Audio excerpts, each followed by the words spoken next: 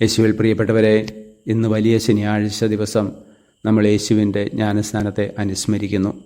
യേശുവിനെ രക്ഷകനും നാഥനുമായി സ്വീകരിക്കുന്ന വ്യക്തി ആ ഈശോയോട് ഐക്യപ്പെടാൻ ആഗ്രഹിച്ചിട്ടാണ് ജ്ഞാനസ്നാനം സ്വീകരിക്കുക.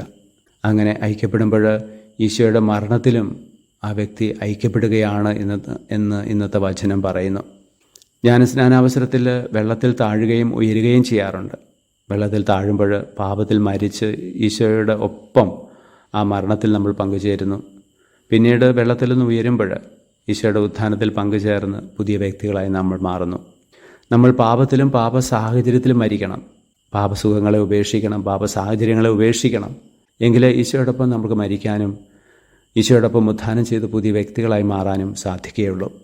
ജ്ഞാനസ്നാനാവസരത്തിൽ തീയും വെള്ളവും ആവശ്യമുണ്ട്. ഇന്നത്തെ വലിയ ശനിയാഴ്ചത്തെ തിരുക്കർമ്മത്തിൽ തീയും വെള്ളവും വെഞ്ചരിക്കുന്നുണ്ട്. പുത്തൻ തീയും പുത്തൻ വെള്ളവുമൊക്കെ നവീകരിക്കപ്പെട്ട ജീവിതത്തെ സൂചിപ്പിക്കുന്നു. ആ ജലം നമ്മുടെ മേൽ തളിക്കുമ്പോൾ മാംസലമായൊരു ഹൃദയം നമ്മളിൽ സ്ഥാപിക്കപ്പെടുകയാണ്. എസെക്കിയാൽ പ്രവാചകൻ്റെ പുസ്തകത്തിൽ പറയുന്നത് പോലെ സഹോദരങ്ങളും ഐക്യപ്പെട്ട് ജ്ഞാനസ്നാനവ്രതം നവീകരിച്ച് പുതിയ വ്യക്തികളായി ഇന്ന് നമുക്ക് മാറാം.